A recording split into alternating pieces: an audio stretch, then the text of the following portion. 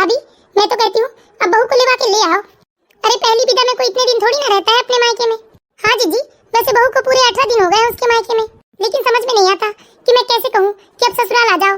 अब वो आजकल की पढ़ी लिखी लड़की है, ऐसा लगता है कि मैं यदि उसे कोई बात कहूंगी तो वो बुरा ना मान जाए। क्या भाभी इसमें संकोच कैसा, ये तो रीति रिवाज है ना। आप नहीं कहते तो बताइए, मैं ही फोन लगाकर बात करती हूँ समधन जी से। अरे नहीं नहीं जीजी, रहने दीजिए, 2-4 दिन और देख लेती हूँ। अब ऐसा है भाभी, बहू आ जाती तो 1-2 दिन हमारे साथ भी रह लेती, वरना मुझे भी तो जाना है अपने घर। क्या हुआ बुआ जी? बेटा अभिषेक, मैं कह रही थी कि बहू को लेवा के ले आते तो बहू भी 1-2 दिन हमारे साथ रह लेती। जी बुआ जी, मैं कल ही जा रहा हूँ वर्षा को लेने। बेटा पहले तुमने बहू से बात किया है या नहीं? हाँ मम्मी, वर्षा से मेरी बात हो गई है। वर्षा ने ही कहा है कि अब आ जाऊँ मैं उसे लेने। तब तो ठीक है बेटा। क्या भाभी आप अभी से इतना डर रही हो अपनी बहू से? नहीं दीदी, मैं बहू से डर नहीं रही हूँ, बस मैं एक खुशहाल परिवार का सपना देखती आई हूँ और मुझे ऐसा लगता है कि मैं बहू को किसी तरह का रोक टोक नहीं करूंगी तो वो भी अपने ससुराल में खुश रहेगी। लेकिन फिर भी भाभी, अगर आप बहू से इसी तरह डरते रही ना तो देखना बहू तुम्हारी एक ना सुनेगी। क्या बात है बहना, किससे डरने डराने की बात हो रही है? अरे कुछ नहीं जी, आ गए आप स्कूल से? मैं अभी आपके लिए चाय बना कर लाती हूँ। दीदी आप भी चाय पियेंगे? हाँ भाभी ले आइए। देखिए भैया, हमारी भाभी तो शुरू से ही बड़ी सीधी सादी और बड़ी भोली भाली है, इसलिए अब मैं बस आपसे उम्मीद कर सकती हूँ कि बहू को थोड़े घर के कायदे कानून आप ही समझा और सिखा सकते हैं। हाँ बहना, मैं वैसे भी इतने सालों से बच्चों को कायदे कानून तो सिखाते आ रहा हूँ। तो ये है दोस्तों शीला देवी और रमाकांत जी का परिवार। शीला देवी और रमाकांत का एक बेटा अभिषेक और एक बेटी रोशनी है, और रमाकांत जी ने अभी अभी अपने बेटे अभिषेक की शादी एक बहुत बड़े बिजनेसमैन परिवार की बेटी रागनी से की है।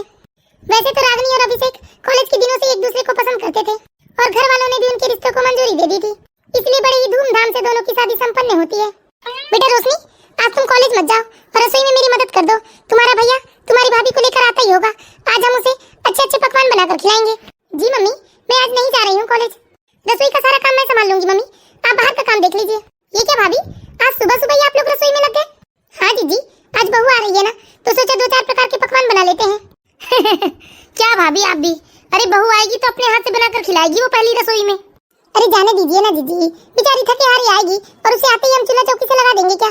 उससे तो अच्छा है कि अभी हम ही बना कर रख देते हैं, वो बना लेगी आराम करने के बाद शाम को या कल सुबह बना लेगी। अब आपको जैसा ठीक लगे बनाइए बनाइए, मैं तो थोड़ा पूजा पाठ करके आती हूँ। माँ बुआ सही तो कह रही है, भाभी आएगी तो पहली रसोई में हमें बनाकर खिलाएगी ना। देखो बेटा रोशनी, हमें किसी की बातों पर नहीं आना है, कोई सदा दिन हमारे घर थोड़ी ना रहने वाला है। कोई भी आएगा 2-4 बातें बताएगा और वो चला जाएगा, रहना तो हमें हमेशा तुम्हारी भाभी और हमारी बहू के साथ ही है ना। इसलिए बेटा जितना हो सके अपनी भाभी की मदद करना और हमेशा उन्हें पूरा मान सम्मान और आदर देना। ठीक है मम्मी, आप जैसा कहेंगी मैं वैसा करूंगी। इस तरह से दोपहर को अभिषेक रागनी को लेकर घर आता है। आओ बेटा रागनी, स्वागत है तुम्हारा। जी नमस्ते मम्मी जी। अरे बहू, नमस्ते से काम नहीं चलेगा, पैर छूकर आशीर्वाद लो सब बड़े बुजुर्गों का। ठीक है बुआ जी। अरे खुश रहो बेटा, आओ बेटा अंदर आ जाओ। नमस्ते पापा जी। खुश रहो बेटा। नमस्ते बुआ जी। और रोशनी कैसी हो तुम? जी भाभी मैं अच्छी हूँ। अभिषेक मेरा सामान उतरवा कर कमरे में ले आना। और मम्मी जी मैं बहुत थक गई हूँ, पहले तो मुझे नहाना है। हाँ बेटा चलो अंदर तुम, मुझे तो बहू बिल्कुल भी संस्कारी नहीं लग रही है भैया। अरे क्या दीदी, ये अभी के पढ़े लिखे बच्चे हैं, वो हमारा जमाना गया। लेकिन भैया चाहे जमाना नया हो या पुराना, संस्कार तो बच्चों को देना ही चाहिए। ठीक है ना दीदी, वो भी धीरे धीरे सीख जाएगी। हे भगवान, ये कैसा बाथरूम है? यहाँ तो गीजर भी नहीं है और मेरी आदत तो गर्म पानी से नहाने की है। ये कैसा घर चुना है मैंने अपने लिए? अरे कैसा घर है ये कि बाथरूम में गीजर तक नहीं है, और ना ही इस बाथरूम में मुझे कुछ इलेक्ट्रॉनिक सामान दिख रहा है। मम्मी जी, मम्मी जी, क्या हो गया बहू? ये कैसा बाथरूम है मम्मी जी आप लोगों का? यहाँ तो गीजर भी नहीं है और मेरी आदत बिल्कुल भी ठंडे पानी से नहाने की नहीं है। बेटा बस 5 मिनट ठहरो, मैं अभी गैस में पानी गर्म करके ले आती हूँ तुम्हारे लिए। ओहो मम्मी जी, अब मुझे नहाने के लिए भी इंतजार करना पड़ेगा? अरे मेरे मायके में बिल्कुल भी ऐसा नहीं है मम्मी जी, गीजर लगा हुआ है बाथरूम में और तो और सारे नल में गर्म और ठंडे पानी दोनों आता है।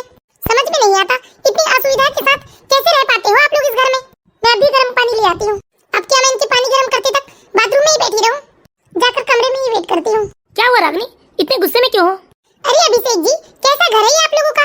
आपके घर में तो किसी चीज की कोई व्यवस्था ही नहीं है, न बाथरूम में गीजर है न कमरे में एसी है।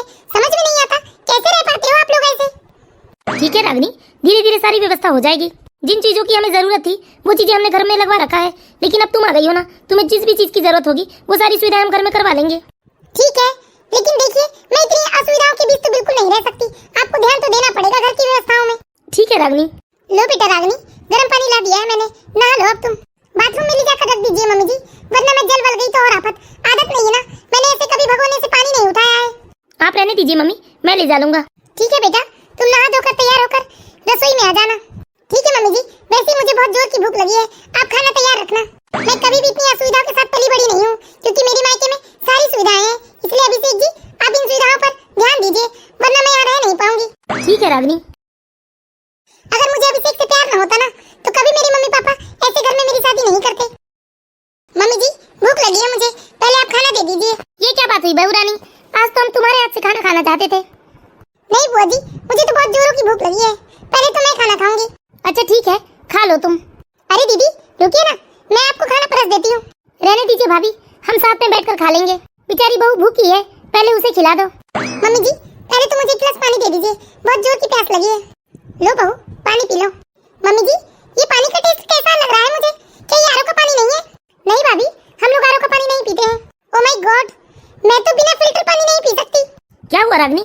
क्या अभिषेक जी, आपके घर में तो कोई भी सुविधाएं नहीं है। अरे आप क्या आरओ तक नहीं लगा हुआ है? मैं तो ऐसे साधारण पानी नहीं पी सकती, बेकार में मेरी तबीयत खराब हो जाएगी, या मेरे गले में दर्द होने लगेगा। देखिए आप जल्दी से जाकर मेरे लिए 2 बिस्लरी की बोतल ले आइए, मैं तो बिल्कुल नहीं पी सकती पानी। अरे इस पानी में कोई खराबी नहीं है। जाओ बेटा अभिषेक, ले आओ बहू के लिए पानी, वो नहीं पीना चाहती है तो क्यों हम बेकार में ये पानी पिलाएं उसे। ठीक है माँ। समझ में नहीं आता मम्मी जी, आप इतनी असुविधाओं के साथ कैसे रह सकती हैं? आपको पता है मेरे मायके में 4 आरओ लगा हुआ है। अभी तो मैं बोतल से काम चला लूंगी मम्मी जी, लेकिन देखिए अगर मुझे इस घर में आप रोकना चाहती हैं तो आप आरओ लगवा दीजिए, वरना मैं तो नहीं रुक सकती, क्योंकि मैं बचपन से ही सारी सुविधाओं के साथ पली बड़ी हूँ। आपने अपने मायके में सुख सुविधाएं नहीं देखी होंगी, इसलिए आप इस घर में एडजस्ट कर गए, लेकिन मैं तो नहीं कर पाऊंगी। कोई बात नहीं बेटा, हम आरओ लगवा देंगे। अभी तक हमें जरूरत ही नहीं लगी, इसलिए नहीं लगवाया था हमने। और हाँ मम्मी जी, बाथरूम में भी आप गीजर लगवा दीजिए, मैं आपकी तरह भगोने से पानी गर्म करके नहीं नहा पाऊंगी। ठीक है बहू, लगवा देंगे। अभी खाना खा लो तुम। क्या मम्मी जी, मैं अभी कैसे खाना खा पाऊंगी? इन्हें पानी तो लाने दीजिए, जब ये पानी ला ले तब आप मुझे आवाज लगा देना, मैं कमरे में आराम कर लेती हूँ तब तक। ठीक है बेटा, जाओ। क्या मम्मी, भाभी को आए कितने हुए हैं और वो आपको बात बात में कितना अपमानित कर रही है और आप चुपचाप सहन कर रही हैं? अरे बेटा, मैंने तुझे पहले ही समझाया है ना, वो इस घर में अभी नहीं है, इस घर की रीति रिवाज और तौर तरीकों से वाकिफ नहीं है। वो धीरे धीरे सब समझ जाएगी, और सही भी तो है ना, वो बड़े घर की बेटी है, बड़ी सुख सुविधाओं में पली बड़ी है, और हमारे घर में इतनी सुविधाएं भी नहीं है। हम उसके मुताबिक सारी सुविधाएं करवा देंगे घर में, फिर वो क्यों कुछ कहेगी? लेकिन मम्मी, भाभी जब से आई है तब से बस अपने मायके का ही रोब झाड़ रही है। आप क्यों अपने मायके का रोब नहीं झाड़ती मम्मी? अरे रोशनी, तो इन सब बातों में ध्यान मत दे बेटा, तू अब पढ़ाई लिखाई में ध्यान दे। और वैसे भी अब बहुत दिन हो गए तुम्हें छुट्टी लिए, कल से तुम अपनी कोचिंग भी स्टार्ट कर दो। लेकिन मम्मी, ये सब देखकर मुझे बहुत बुरा लग रहा है। आज तक ना पापा ने आपसे ऊंची आवाज में बात की है और ना ही भैया ने, और भाभी को आते दे दी नहीं, और भाभी आपको अपमानित कर रही है। बेटा रोशनी, मैंने कहा ना, तुम इन चीजों में ध्यान मत दो, देखना धीरे धीरे तुम्हारी भाभी भी सब कुछ समझने लगेगी। ठीक है मम्मी। रागिनी की ननद रोशनी को बहुत ही बुरा लगता है कि उसकी भाभी उसकी माँ का अपमान कर रही है, लेकिन रागिनी की सास इन बातों पर ज्यादा जोर नहीं देती है और वो अपनी बेटी को भी समझा देती है, और इस तरह से धीरे धीरे 3-4 दिन बीत जाते हैं। आज दीदी चली गई तो कितना सुना सुना सा लग रहा है ना जिगर? हाँ लग तो रहा है। मम्मी, मैंने आज इलेक्ट्रिशियन को बुलाया है, दहेज में जो भी सामान आए हैं, जिसको जहाँ लगाना है वो अपने हिसाब से लगवा लेना आप। ठीक है बेटा, रागिनी बहू को भी बता देना। हाँ मम्मी, मैंने बता दिया है उसे। मैं तो कह रही थी जी कि बहू की दहेज में जो टीवी आई है वो बहुत ही बड़ी है, उसे हॉल में ही लगवा लेते हैं, और हॉल की टीवी को बहू के कमरे में लगवा देंगे। हाँ तुम ठीक कह रही हो। इस तरह अभिषेक के मम्मी पापा अपनी बहू से पूछे बिना ही उसके दहेज में आई बड़ी टीवी को हॉल में लगवा लेते हैं। टीवी लग जाने के बाद अभिषेक के मम्मी पापा हॉल में बैठकर टीवी देखते रहते हैं। तभी रागिनी अपने कमरे से बाहर आती है। ये क्या? अरे मेरे मायके से दी हुई इतनी बड़ी टीवी को मुझसे पूछे बिना हॉल में किसने लगवा दिया? इस टीवी को मेरे पापा ने मेरे कमरे में लगवाने के लिए दिया था, हॉल में नहीं। मुझसे पूछे भी नहीं मेरी टीवी को हॉल में लगवा दिया। क्या बेटा, इसमें इतना गुस्सा करने वाली क्या बात है? ये मैंने लगवाई है रागिनी, मैंने सोचा बेटा कि ये टीवी हॉल के हिसाब से बड़ी अच्छी है, तुम्हारे कमरे में मैं छोटी वाली लगवा दूंगी। देखिए मम्मी जी, छोटी टीवी से देखने की आदत ना आप लोगों की होगी, मेरी नहीं। अरे मेरे मायके में देखा नहीं क्या आप लोगों ने कितनी बड़ी टीवी लगी है, इसलिए तो मेरे पापा ने मुझे बड़ी टीवी दी है ना। इसलिए मम्मी जी, ये टीवी यहाँ से निकलवाइए और मेरे कमरे में लगवाइए, और यहाँ जो टीवी लगी हुई थी वही लगवा दीजिए। मैं उस पुराने और घटिया वाली टीवी से बिल्कुल भी टीवी नहीं देखूंगी। अरे मेरी चीजों को छूने से पहले एक बार मुझे पूछ तो लिए होते। बहू ये क्या कह रही थी जी, मुझे बहुत बुरा लगा सुनकर। अरे इसमें बुरा मानने वाली क्या बात है? बहू सही तो कह रही है, मैं तो तुमसे पहले ही कह रहा था कि हम तो पुरानी वाली टीवी से देखेंगे। और वैसे भी मुझे तो पुराने ही टीवी देखने की आदत है। मैं तो ना जाने कितने सालों से उसमें समाचार देखते और सुनते आया हूँ। अभी निकलवा देता हूँ ये टीवी में। लेकिन जी, मैं जब से बहू आई है तब से बस अपने मायके का ही दोस्त दिखाती है कि मेरे मायके में ये है, मेरे मायके में वो है। अरे देखा जाए तो हमारे पास भी किस चीज की कमी है जी। आप भी नौकरी करते हैं, मेरा बेटा भी नौकरी करता है और हमारा घर भी इतने सालों से कितने अच्छे से चल रहा है और ना ही हमारे घर में किसी चीज की कमी है। और मैंने कभी आपसे कोई शिकायत नहीं की है जी कि मुझे किसी चीज की कमी है इस घर में। लेकिन ये बहू को देखो, उसे तो ऐसा लगता है कि जैसे हमारे घर में कुछ है ही नहीं, सब कुछ उसके मायके से ही आया है। बहू को अपने मायके का बड़ा घमंड है। कोई बात नहीं अभिषेक की मम्मी, तुम इतनी दुखी क्यों होती हो? अरे वो अभी अभी नई तो आई है इस घर में, वो धीरे धीरे इस घर को और हमें भी समझने लगेगी। थोड़ा रागनी को हमारे घर के माहौल में एडजस्ट होने के लिए समय देना पड़ेगा। हाँ जी, मुझे तो लगता है मैं ही बेकार में तनाव ले रही हूँ। अरे कभी इतनी बड़ी टीवी में तो देखा नहीं होगा इन लोगों ने। अरे मेरे पापा ने मुझे दिया है वो टीवी ताकि उनकी बेटी बड़ी टीवी से टीवी देख सके। मैं उन्हें क्यों दूं? मैं तो अपने दहेज में सारा सामान अपने कमरे में ही लगवाऊंगी। रागनी, मैंने बाथरूम में गीजर और रसोई में आरओ लगवा दिया है। आपका बहुत बहुत धन्यवाद जी, जो आपने इतना कष्ट किया। अरे क्या हो गया रागनी, इतना गुस्सा क्यों कर रही हो तुम? अरे गुस्सा ना करूं तो क्या करूं? आपके मम्मी पापा ने एक बार भी मुझसे नहीं पूछा और मेरे मायके से आए हुए सामान को उपयोग में लेना शुरू कर दिया। कौन सा सामान उपयोग कर लिया? अरे मेरे पापा ने टीवी ना मेरे कमरे में लगवाने को दी है, ना कि हॉल में। और मम्मी पापा ने एक बार भी नहीं पूछा और टीवी हॉल में लगवा लिया था। मैंने भी उन्हें साफ साफ कह दिया कि टीवी निकलवा दीजिए और मेरे कमरे में लगवा दीजिए। लेकिन तुम्हें ऐसा नहीं कहना था रागनी। क्या मतलब नहीं कहना था? वो मेरा सामान है, मेरे मायके से मिला है और मेरे लिए मिला है। मैं उपयोग नहीं करूंगी तो कौन करेगा? लेकिन फिर भी रागनी, मम्मी पापा को ये सुनकर कितना दुख लगा होगा। अच्छा ही है ना जी, ताकि दोबारा कोई भी सामान उपयोग करने से पहले वो मुझसे पूछेंगे। रागिनी के मुंह से इतनी कड़वी बातें सुनकर अभिषेक बहुत ही ज्यादा दुखी हो जाता है, क्योंकि उसने कभी भी अपने माता पिता का अपमान नहीं किया था। इस तरह से रागिनी के मुंह से अपने माता पिता के लिए अपमानित शब्द सुनकर अभिषेक को बहुत गुस्सा आता है। लेकिन वो फिर भी रागिनी से कुछ नहीं कहता और चुपचाप कमरे से बाहर चला जाता है। ये कैसा घटिया सा पुराना माइक्रोवेव है, इसे तो मैं हटा दूंगी और मेरे दहेज में जो आया है वो लगाऊंगी यहाँ में। पता नहीं ये लोग कैसे रहते हैं, कोई भी ब्रांडेड चीजें उपयोग नहीं करते। क्या हो गया बेटा रागिनी? क्या मम्मी जी, मैं जब से आई हूँ तब से देख रही हूँ आपके घर में कोई भी ब्रांडेड चीजें नहीं है, कुछ भी उठाकर उपयोग कर लेते हो आप लोग। आपको पता है मम्मी जी, अरे मेरे घर में ना किचन की चम्मच से लेकर बाथरूम के टब तक सारी चीजें ब्रांडेड ही उपयोग होती है और यहाँ तो आपके घर कोई भी चीजें ब्रांडेड नहीं है। देखो बेटा रागिनी, बुरा न मानो तो एक बात कहूँ, तुम्हारे मायके में जो कुछ भी है रागिनी वो सिर्फ तुम्हारे मायकों वालों का है, लेकिन अब यह तुम्हारा ससुराल है और यहाँ पर जो भी चीज है वो तुम्हारा है। इसलिए जो है बेटा उसी में एडजस्ट करने की कोशिश करो। ये आप क्या बोल रहे हो मम्मी जी? अरे मेरी डिक्शनरी में एडजस्ट नाम का कोई शब्द ही नहीं है। मैं तो बचपन से ही जिस चीज पे हाथ रख दूं वो चीज मेरी हो जाया करती थी। अरे मैंने अपने मायके में सारी सुख सुविधाएं भोगी है, लेकिन अब हम क्या कर सकते हैं बेटा? अभिषेक भी तो तुम्हारी पसंद है ना, तुम्हें अभिषेक पसंद आया इसलिए तुमने शादी के लिए हाँ कहा। अब अभिषेक के घर में जो कुछ भी है उसे भी तो तुम्हें स्वीकारना पड़ेगा ना। नो मम्मी, मैं ऐसे कुछ भी एक्सेप्ट नहीं कर सकती। और रही बात यहाँ की सुख सुविधाएं और ब्रांड की, वो तो मैं अपने मायके से बुलवा लूंगी। आप लोग ज्यादा चिंता मत कीजिए। और आपने एडजस्ट कर लिया मम्मी जी, क्योंकि हो सकता है आपने अपने मायके में ये सारी सुख सुविधाएं देखी नहीं होंगे, इसलिए आपको इसकी जरूरत ही समझ में नहीं आई कभी। लेकिन मैं एक बहुत बड़े बिजनेसमैन फैमिली की बेटी हूँ, वो भी एक लौती। अरे मैंने बचपन से लेकर अभी तक सारी सुख सुविधाएं देखी है अपने घर में, इसलिए मैं तो एडजस्ट नहीं कर पाऊंगी। और सुनिए मम्मी जी, कल मुझे अपने मायके जाना है। ठीक है बेटा, चली जाना तुम। वैसे तो मम्मी पापा ने कहा था कि मैं अपने सास ससुर को लेकर आऊं, आखिर मेरे चाचा की बेटी की सगाई है। लेकिन इन गवारों को मैं कैसे लेकर जाऊं? उससे तो बेहतर है मैं इन्हें बताऊंगी ही नहीं, तो ये चलेंगे भी नहीं, वरना इन लोगों को वहाँ किसी ने देख लिया तो मेरी तो जैसे नाक ही कट जाएगी। कैसे गवार जैसे रहते हैं ये लोग।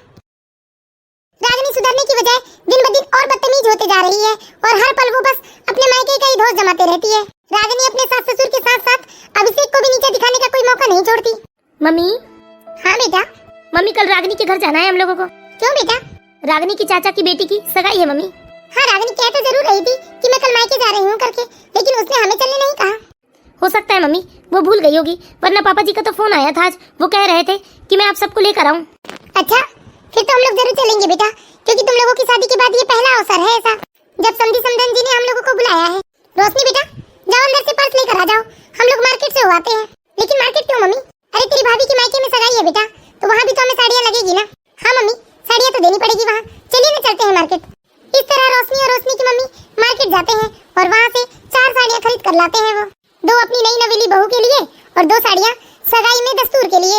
हेलो मम्मी, कैसी हो बेटा रागिनी? मैं तो अच्छी हूँ मम्मी। मेरी एक बात सुनिए, आपने अभिषेक जी को फोन तो नहीं किया? हाँ बेटा, किया था हमने दामाद जी को फोन। दामाद जी को भी हमने सगाई का इन्विटेशन दिए है और उनसे कहे हैं कि अपने मम्मी पापा और बहन को भी लेकर आना। अरे यार मम्मी, क्या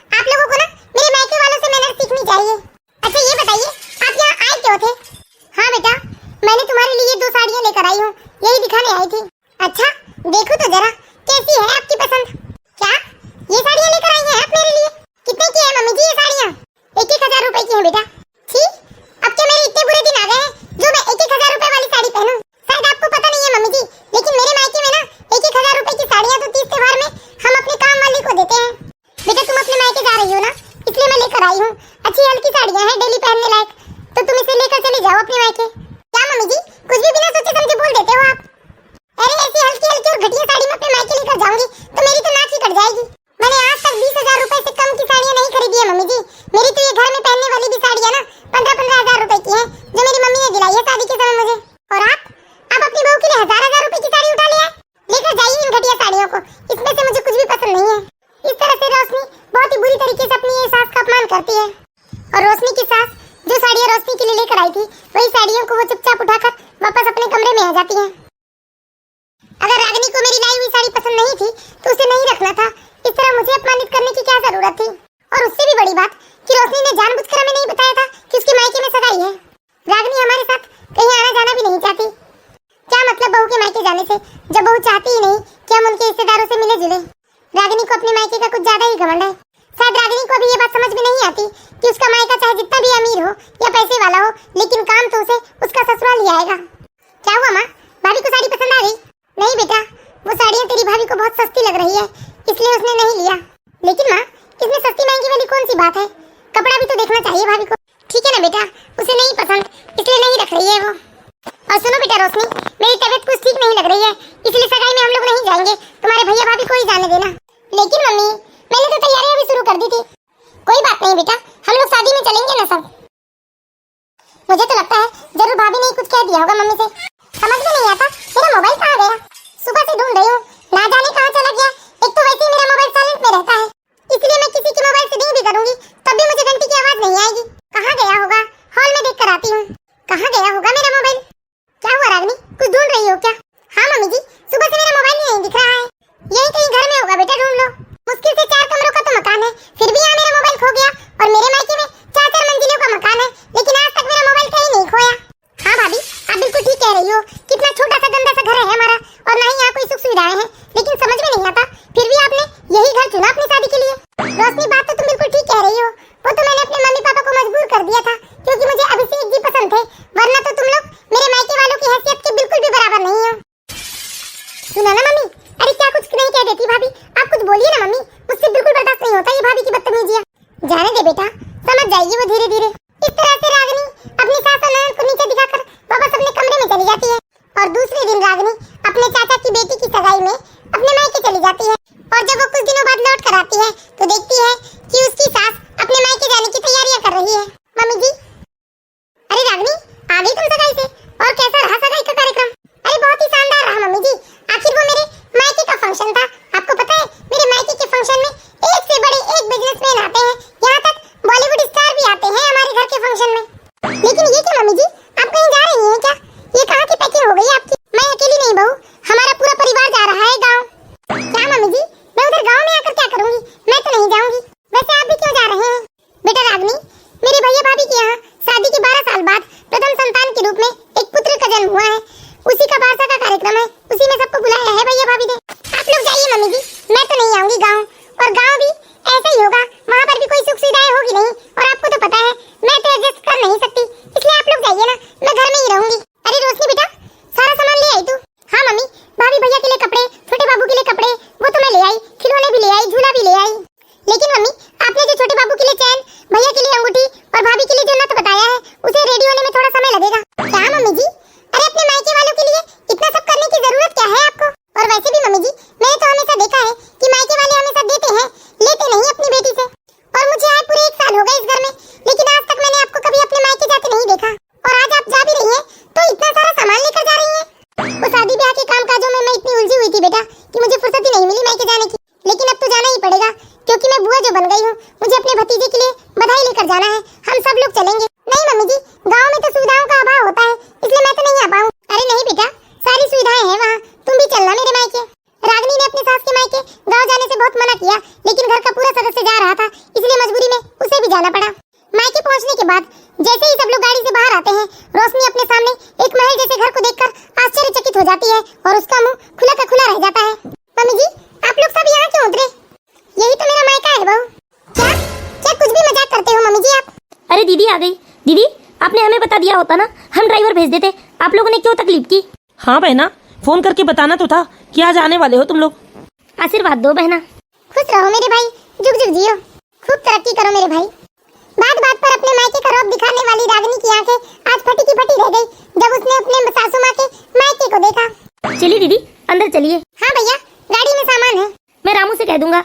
आएगा, आप अंदर चलिए ना। मामा जी, मैं तो बाबू को देख कर आती हूँ। हाँ बेटा, जाओ तुम। प्रणाम दीदी। सच में दीदी, इतने दिनों बाद देखकर आज मुझे इतनी खुशी हो रही है आपको। हाँ भाभी, मुझे भी बहुत खुशी हो रही है। आप बहुत थक गए होंगे ना दीदी, चलिए ना मैं आज आपके हाथ पैरों की मालिश कर देती हूँ। अरे नहीं भाभी, अभी आपकी नंदी इतनी बुड्ढी नहीं हुई है। अच्छा आप लोग चलकर फ्रेश हो जाइए, मैं खाना लगवाती हूँ। ठीक है भाभी। और सुनिए दीदी, आपको अपना सूटकेस खोलने की कोई जरूरत नहीं है। मैंने आपके कमरे से दीदी जो आपके पुराने कपड़ों की अलमारी रखी है ना, उस अलमारी से मैंने आपकी पूरी पुरानी साड़ियाँ हटाकर काम वाली को दे दिया है और आपके लिए मैंने पूरी नई साड़ियाँ जमा दी है।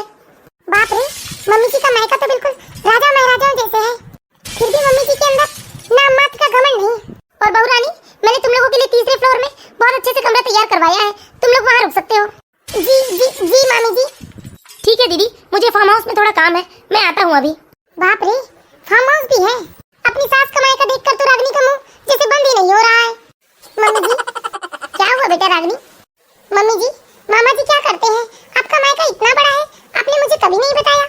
बहू, मेरे पापा इस गांव के नहीं बल्कि ऐसे ही 10 गांव में सबसे बड़े जमींदार थे और उनके जाने के बाद मेरे भाइयों ने जमींदारी संभाल ली। तुम यही सोच रही होगी ना कि फिर मेरी शादी ऐसे साधारण से परिवार में क्यों हुई? हाँ मम्मी जी, पहले अभिषेक के पिता इसी गांव में टीचर हुआ करते थे, बाद में उनका तबादला दूसरे शहर में हुआ था। तब अभिषेक के पिता की ईमानदारी मेरे बाबूजी के मन को भा गई थी। तब बाबूजी ने मेरा रिश्ता अभिषेक के पापा के साथ करवाया था। और ऐसा नहीं कि मेरे मायके वालों ने कभी मेरी मदद करने की कोशिश नहीं की होगी, उन्होंने तो बहुत कोशिश की, लेकिन मैंने कभी भी अपने मायके वालों की मदद नहीं ली, क्योंकि यदि मैं अपने मायके वालों से मदद ले ली होती तो आज मेरा शायद इतना मान सम्मान नहीं होता और ना ही मेरे पति का। और ये एक ही मकान नहीं, ऐसे 4 मकान हैं मेरे भाइयों के। मम्मी जी, आपके मायके वाले इतने पैसे वाले लोग हैं, इतने बड़े जमींदार हैं, लेकिन आपने कभी भी अपने मायके का धौंस नहीं दिखाया। और मैंने कई बार आपका अपमान भी किया अपने मायके का धौंस दिखाकर, लेकिन तब भी आप चुप रही। आप मुझे माफ कर दीजिए मम्मी जी, मैंने कितनी ही बार आपका अपमान किया है।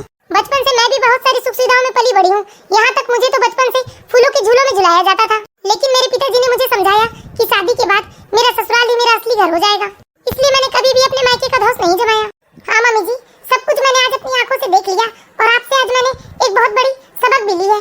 मैं आपसे वादा करती हूँ मम्मी जी, मैं कभी किसी को अपमानित नहीं करूंगी। हाँ बेटा, मैंने तुम्हें माफ किया, लेकिन एक बात हमेशा याद रखना बहू, कभी किसी के खान पान और रहन सहन को देखकर उसकी हैसियत का आकलन मत करना। हाँ मम्मी जी। तो बताइए दोस्तों, आप लोगों को हमारी ये कहानी कैसी लगी? यदि आपको वीडियो पसंद आई हो तो प्लीज इस वीडियो को लाइक करें और ऐसे ही मोरल स्टोरीज देखते रहने के लिए हमारे चैनल बालाघाट की बेटी को सब्सक्राइब करें।